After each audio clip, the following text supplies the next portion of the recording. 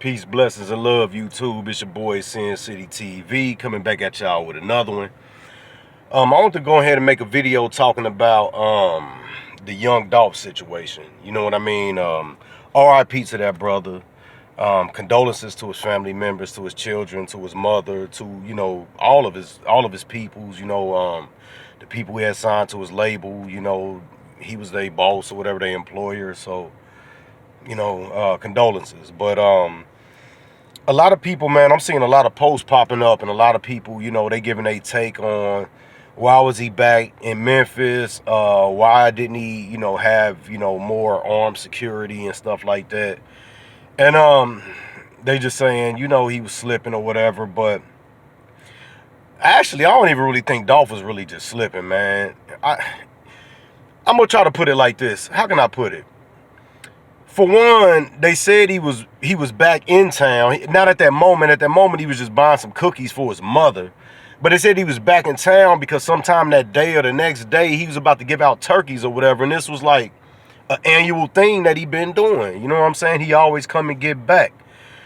You know what I mean? A lot of times when a brother's doing something like that, man, he don't think that people that slimy, that people that fucking grimy to run up on you when you coming back to give back to the very people that to give back to them very people. You know what I'm saying? Then on top of that, you know what I'm saying, all his cars was bulletproof. They called him out the car.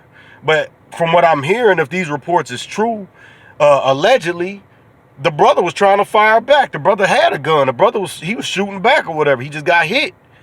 But it's just real sad, man. It's sad that, and I know that sometimes your past catch up to you. Sometimes you got street beefs and they catch up to you. You get what I'm saying? I still got street beefs from my past from a long time ago. You know what I'm saying? I ain't no goody two-shoe nigga. I'm a hood nigga too. Been to the joint, did all kind of shit. You know what I'm saying? So I know what that's like. But then at the same time, man, home is home. You get what I'm saying? I remember C Murder said it best. C Murder got an old interview. No Limit C Murder. C Murder got an old interview where somebody was like, man, C Murder, man, why you still be down in the projects all the time and you got all this money?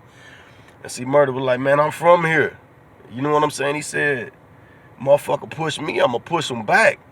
Motherfucker shoot at me, I'ma shoot back. Like, you know what I'm saying? Like, when you from somewhere, man, like, that is you. Like, it's hard to tell a motherfucker you can't go back to the place that you helped make. Like, when you a legend from a place where your name ring bells, like, ain't nobody about to tell you nothing. You know what I'm saying? Part of the reason that place gets to shine and get is because of you. So I understand completely how brothers be thinking.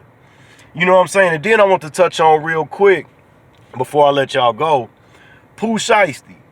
A lot of people, when Pooh Shiesty, you know what I'm saying, the way he trigger happy, he always getting caught up in shootings and all this other stuff, they're gonna be like, man, Pooh Shiesty tripping, do. Listen, you gotta understand, Pooh Shiesty from that same place, man. He from South Memphis. He from them same slums.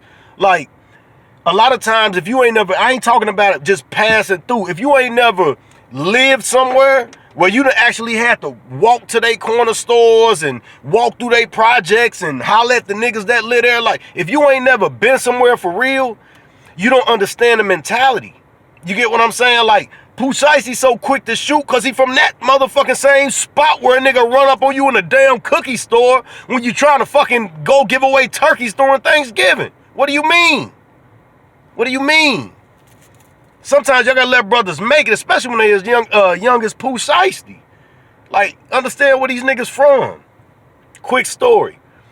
I remember back in the 90s, man, me and my cousin out of Arkansas, R.I.P., he got killed. I remember me and my cousin out of Little Rock. I'm from Cincinnati. I remember we used to hook up, and we used to go to Texas, and we used to buy weight. And I remember we used to move our weight, like, all throughout, like, Arkansas and all up and down I-75. And I remember, like, when we used to leave Arkansas, of course, you got to pass through Memphis. And I remember one time we was passing through Memphis, and I just had to stop. You know what I'm saying? I had to stop, and I think make my piss or some shit. And I remember we pulled over at this complex that I thought was abandoned. I thought it was shut down. Because all of the windows in this complex down here in South Memphis, like, all of the windows was busted out. Looked like rocks was thrown through them, or either they was boarded up. So I tell my cousin, I'm like, man, let's pull over real quick. I'm about to piss here. When I pull over, niggas start opening the doors and coming out the door like, man, this motherfucking complex still open. Like, niggas still live here. Like, I'm like, God damn, like, this motherfucker look abandoned. Like, I don't know if they done fixed it up since then, but that's how slum it is down there. Like, stop motherfucking trying to, y'all from these nice areas or even the spots y'all think is hood really ain't hood. Like, you know what I'm saying? But anyway, y'all gotta stop trying to y'all make up y'all mind about how these brothers move, man, because y'all just don't understand like the way these brothers live and where they came from, man. But once again, man, condolences to young Dolph's family, man, and shout out to all my brothers out there in Memphis. Peace and blessings.